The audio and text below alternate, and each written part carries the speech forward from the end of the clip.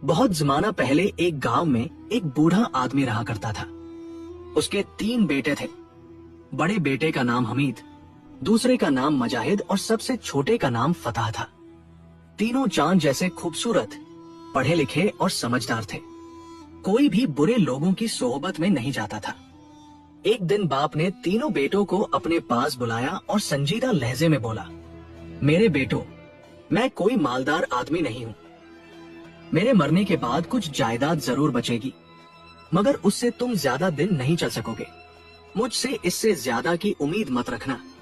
बेटों ने अदब से कहा, अब्बा जान, हमें आपसे माल नहीं चाहिए, बस आपकी दुआ चाहिए। यही हमारे लिए सबसे बड़ी दौलत है।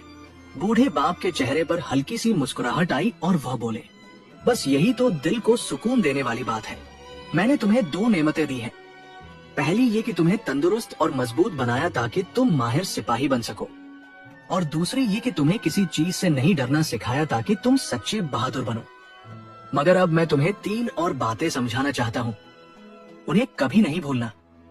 पहली, ईमानदारी से जिंदगी गुजारना, तभी सुकून नसीब होगा। दूसरी, शेखी मत मारना, वरना एक दिन शर्मिंदगी उठानी पड़ेगी। तीसरी, सुस्ती और काहिली से बचना, क्योंकि जो शख्स काहिल होता है, किस्मत भी उससे मुंह मोड़ लेती है। बाकी जिंदगी की समझ तुम खुद हासिल करना। मेरे बेटो। बेटे बोले, अब्बा जान, आपकी हर बात हमारे लिए हुक्म है। हम कोशिश करेंगे कि कभी आपको शर्मिंदा न करें, बल्कि जब वापस आए तो ऐसी कामयाबी लेकर आए कि आप फख्र से सर उठा सके। बूढ़ा बाप खुश होकर बोला, अल्लाह करे ऐसा ही हो मेरे शेरों। ये कहकर वो सब बाहर आए। बाप ने इशारा करते हुए कहा, ये 3 घोड़े तुम्हारे हैं। मैंने तुम्हारे थैले खाने पीने की चीजों से भर दिए हैं। छोटे बेटे ने पूछा, अब्बा जान, क्या हमें वाकई अब रवाना होना चाहिए?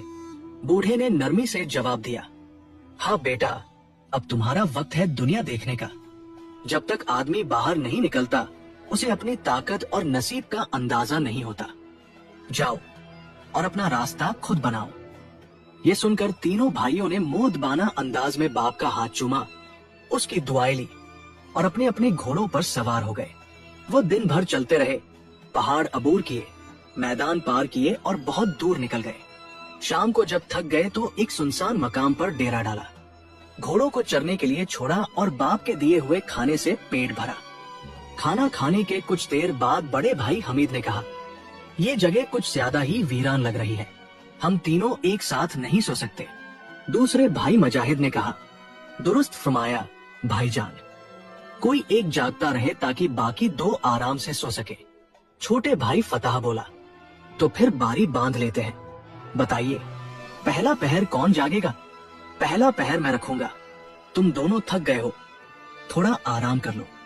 हम तुम पर भरोसा करते हैं बड़े भाई, और अगर कुछ भी अजीब लगे तो हमें फौरन जगा देना। यकीनन छोटे, फिक्र ना करो, अब सो जाओ। सुबह हमें लंबा सफर तय करना है। कुछ देर बाद दोनों भाई नींद की वादी में खो गए और बड़ा भाई हमीद आग के करीब बैठकर चौकस हो गया। उसके कानों में अब्बा जान की बातें गूंज रही थी। कितनी पुरसुकून रात है, जैसे पूरी दुनिया सो चुकी हो।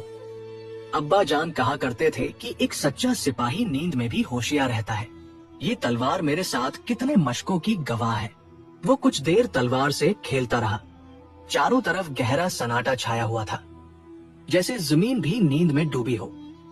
अचानक जंगल की सिमत से सरसराहट की आवाज आई, पहले हल्की, फिर तेज, जैसे कोई भारी जानवर झाड़ियों को चीरता हुआ आ रहा हो। ये कैसी आवाज है? क्या कोई दरिंदा है? जहाँ तीनों भाई रुके थे, वहाँ से कुछ ही फासले पर एक शेर की मानंद थी। इंसान की खुशबू सूंघकर शेर बाहर निकल आया। उसकी आंखें आग की तरह सुर्ख थी। हमीद ने आहिस्ता से कहा, ये तो शेर है, मगर मैं अपने भाइयों की नींद खराब नहीं होने दूंगा। इसे अकेले ही संभालना होगा। वो तलवार मजबूती से थाम कर एक तरफ दौड़ा ताकि शोर भाइयों तक न पहुंचे। शेर उसके पीछे लपका। आजा दरिंदे, देखता हूँ कितनी ताकत है तेरे अंदर। शेर ने झपटा मारा। हमीद बाएं हट गया और तलवार घुमाई। एक तेज वार में शेर का बायां पंजा कट गया। बस इतनी ही हिम्मत है।